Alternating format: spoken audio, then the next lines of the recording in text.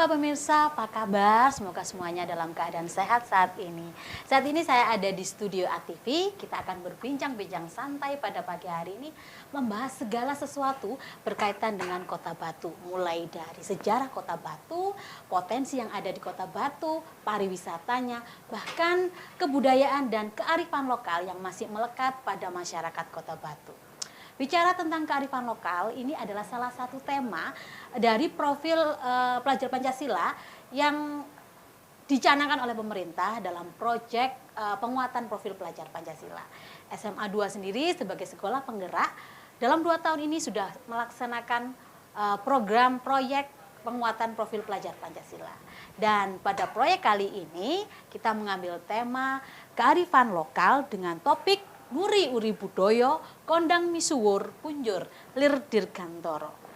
Kearifan lokal seperti apa yang harus dikenal dan ditingkatkan atau dilestarikan oleh anak-anak didik kita ataupun juga masyarakat Kota Batu pada umumnya.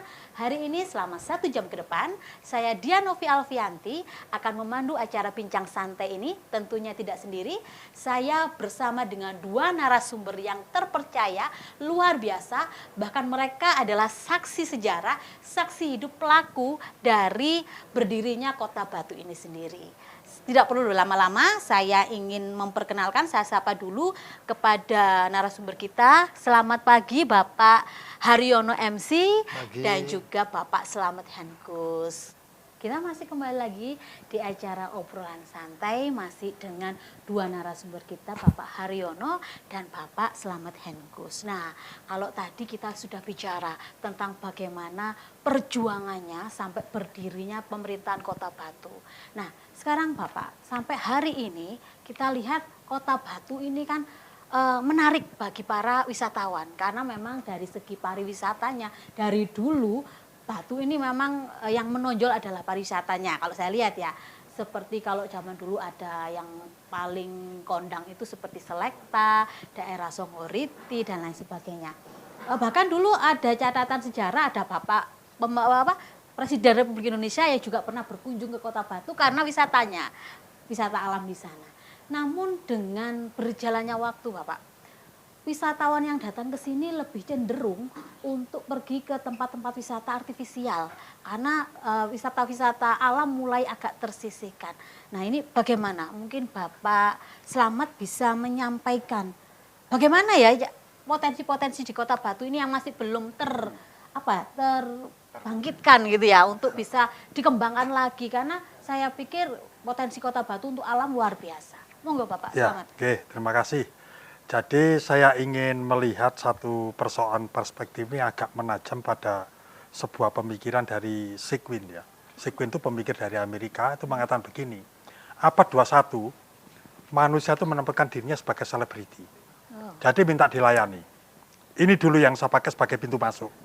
Nah, sehingga ketika kita dulu berjuang di Batu ini, sebenarnya kita kepingin bahwa Batu ini memiliki tendensi dan konsep itu muatan lokal, yaitu kota bernuansa desa.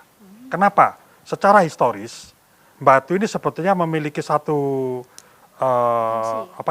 kondisi geografis. Posisinya tepat di tengah-tengah Provinsi Jawa Timur. Objek satu wisata dengan yang lain itu sangat dekat sekali.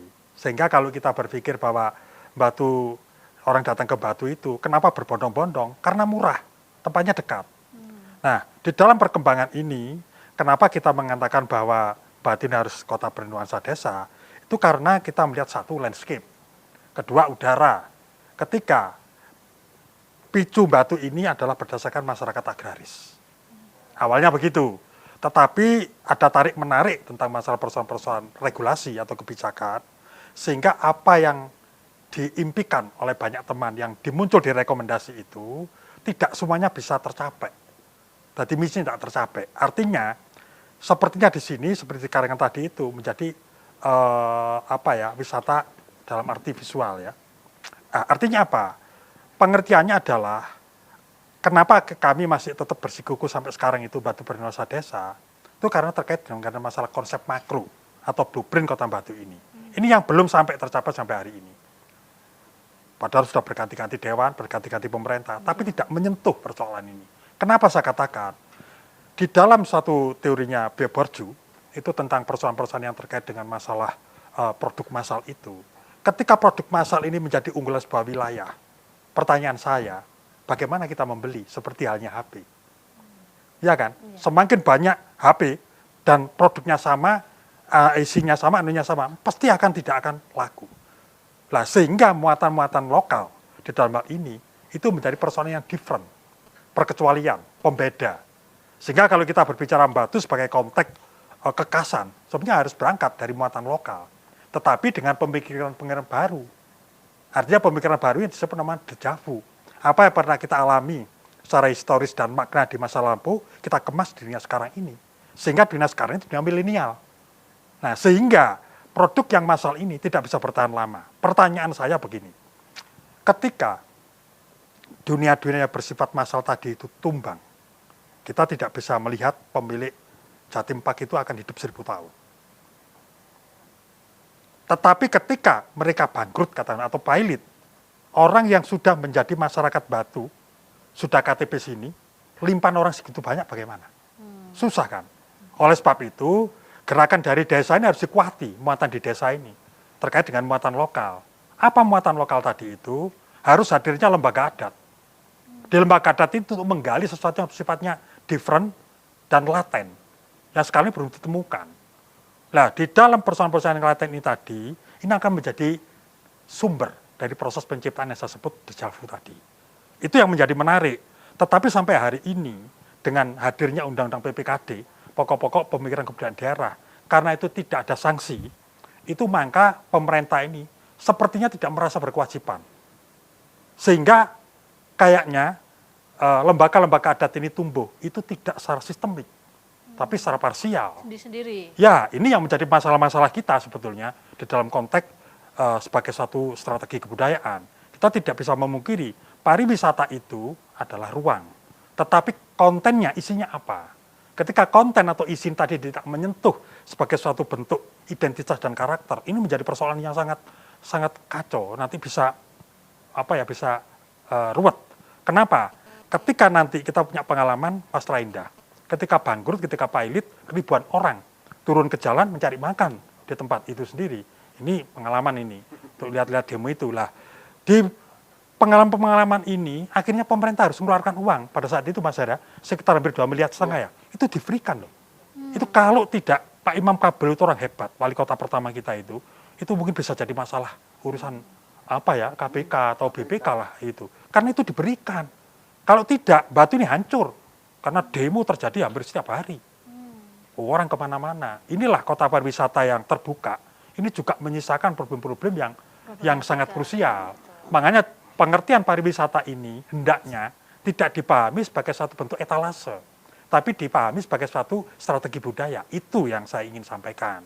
Sehingga kita perlu lembaga adat ini tumbuh dengan baik, dengan konten-konten yang bersifat different. Sekali lagi saya katakan different. Karena di dalam strategi kebudayaan ini sebetulnya hanya karakter dan identitas itu yang bisa kita jual. Nah, cuma permasalahannya adalah ya ini tadi yang disebut namanya blok demokratisasi ini menjadi masalah. Karena saya berpikir begini, DPR maupun pemerintah, ini dia hadir itu kan karena dia simbol dari administrasi, bukan simbol sosial. Jangan ketawa Mas Ari.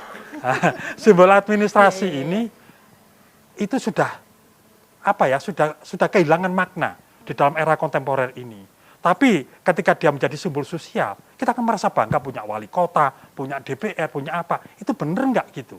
Nah inilah perubahan-perubahan dari konteks yang lebih substansi. Itu yang sekarang harus kita pikirkan. Sehingga omongan saya tadi tidak menisbikan apa yang sudah dibangun di masa lalu. Tapi pembangunan masa lalu ini, Batu dibangun tapi tanpa konsep. Dibangun tapi konsepnya nggak ada. Karena tidak ada ukuran. Beda, saya mohon maaf.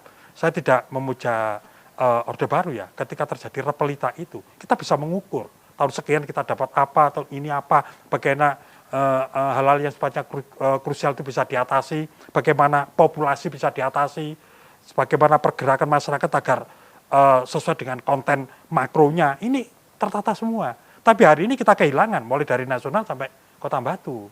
Nah ini yang saya katakan, kenapa saya katakan tidak ada konsep.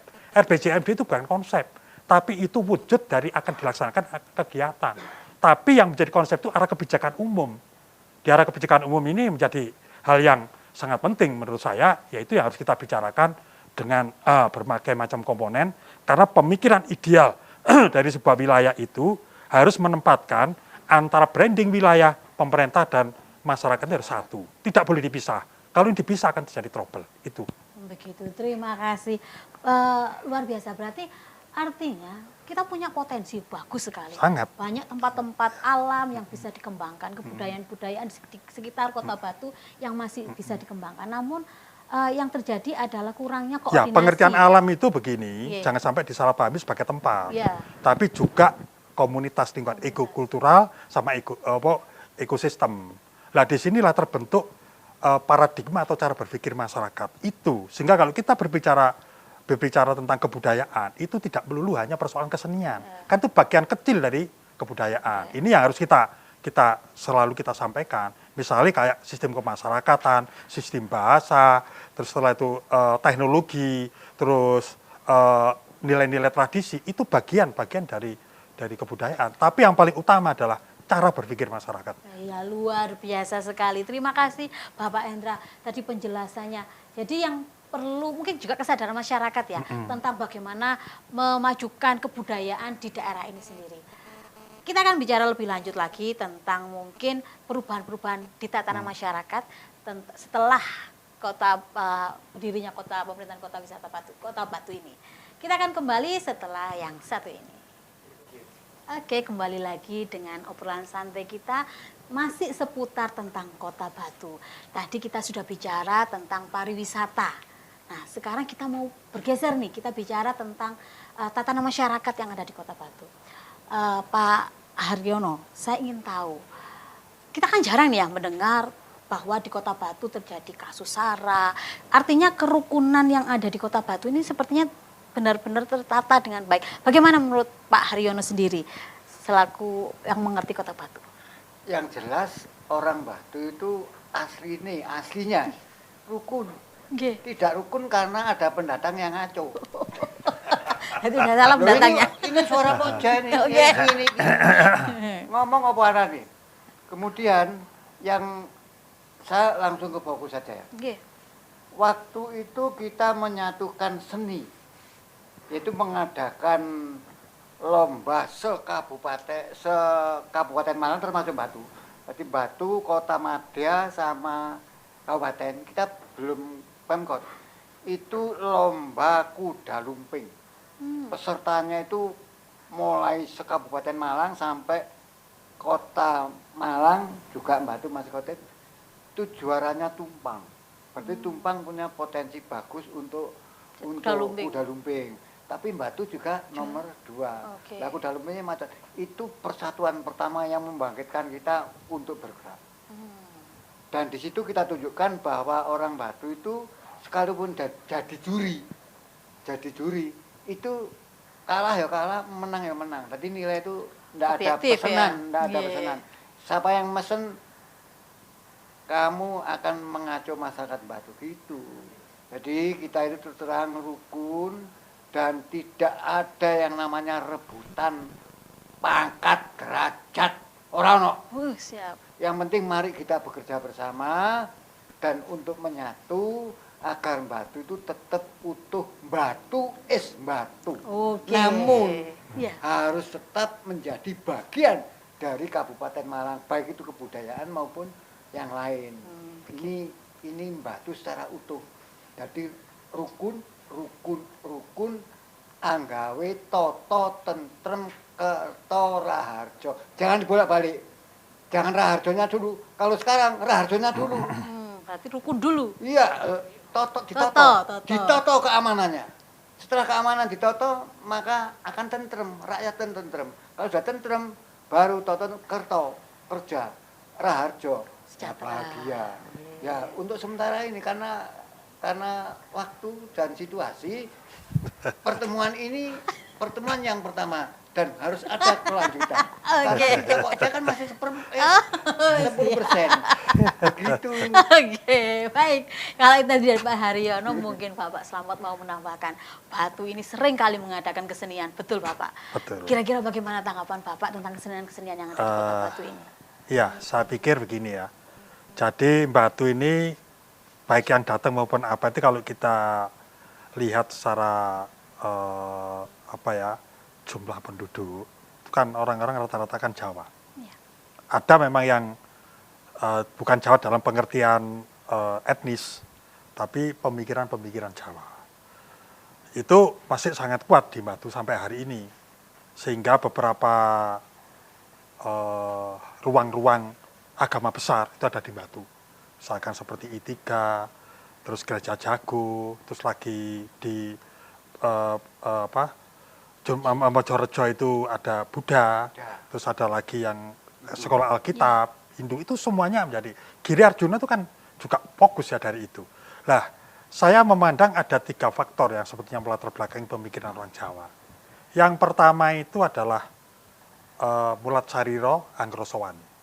Jadi kita itu mengukur sesuatu dengan mawas diri dulu. Nah, di mawas diri inilah, maka kita akan menjadi satu manusia yang akan selalu mengukur ketika kita mau berbicara, bertindak, supaya tidak melukai orang lain gimana. Betul.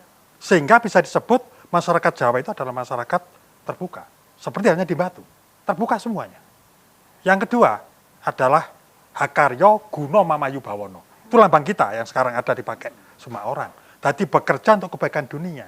Jadi di sini ada sebuah persoalan bagaimana menghiasi dunia dengan kebaikan-kebaikan. Sehingga ketika ada pertentangan, itu tidak lama di Batu ini atau ada dinamika, pasti akan menjadi satu lagi. Karena kita merasa hidup dan dihidupi di Batu. Nah yang terakhir, itu Manunggali Kawulu Gusti. Jadi kita semua masih ada cantolan dari sisi filosofi, itu tentang bahwa masyarakat Batu adalah masyarakat yang teologis. Iya. Ini yang membuat rajutan dari apa yang menjadi pertanyaan Mbak siapa? Rukunan. Mbak Frianti. Dian. Ya, Mbak Dian. Ya, itu yang menjadi itu. Lah, sehingga trilogi 3 pengetahuan ini yang melatar belakangi di Batu. Artinya apa? Trilogi itu kan 3 pengetahuan. Nah, kalau ini sampai nanti terkooptasi atau apa, biasanya orang luar seperti yang disampaikan Pak Haryono. Cuma sekarang itu memang sudah mereka mulai beradaptasi juga. Karena seperti halnya di Bali, kalau itu memang misalkan dilanggar, itu akan merusak struktur sendi-sendi kehidupan kita.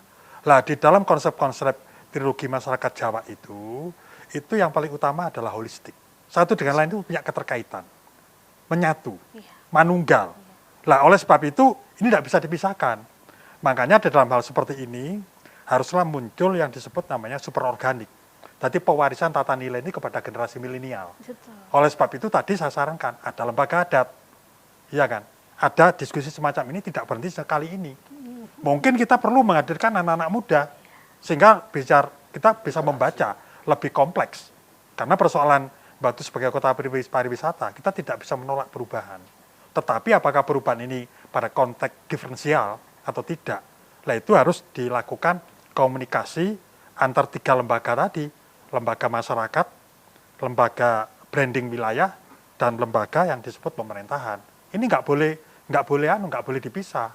Sehingga kalau kita mau ideal, makanya di dalam hal seperti ini, hentikanlah politisasi, hentikanlah hal-hal yang sifatnya pemikiran-pemikiran neolib dan behavior itu janganlah itu loh. Batu ini harus kita rawat bareng-bareng. Supaya apa? Supaya kita bisa melihat bahwa Batu adalah sebuah destinasi tidak saja persoalan dalam artifisial tapi dalam sisi strategi kebudayaan. Oke, terima kasih. Luar biasa, tepuk tangan dulu. Saya dapat ilmu luar biasa. Artinya trilogi tadi bisa mendasari bagaimana hidup saling rukun dengan bersama masyarakat. Ini yang perlu anak-anak kita, anak-anak muda kita pahami sejak dini.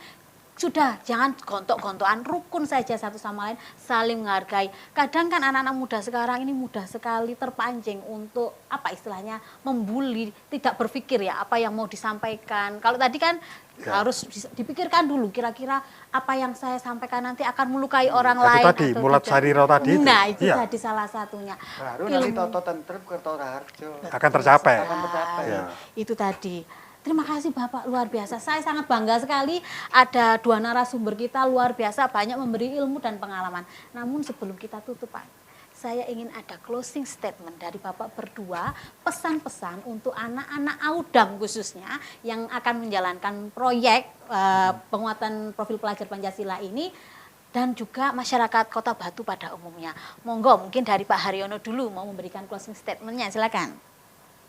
Saya hanya mengingatkan, kembalilah ke jati diri wong Batu.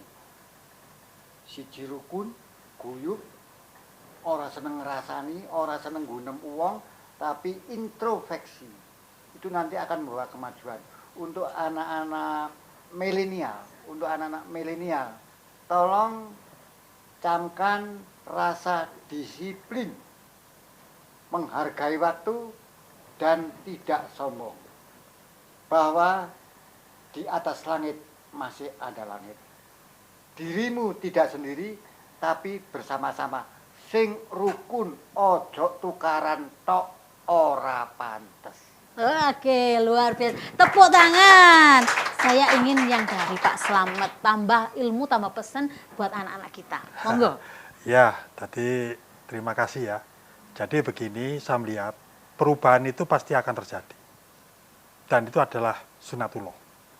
Oleh sebab itu, di dalam perubahan ini, bagaimana masyarakat bisa hidup dengan baik, yaitu yang pertama harus penekanannya kepada pemikiran-pemikiran holistik yang saya sampaikan tadi, yaitu antara satu dengan yang lain, itu tidak bisa hidup sendiri. Oleh sebab itu dibutuhkan satu bentuk karakter. Karakter itu ada dua. Satu yang bersifat formal, itu seperti kita di KTP, tapi yang bersifat substansial itu ada di dalam cara berpikir masyarakatnya.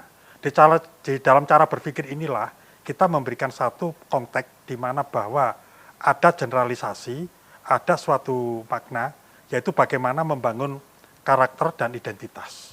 Di karakter dan identitas tadi nanti itu secara kolektif akan memberikan branding pada sebuah wilayah.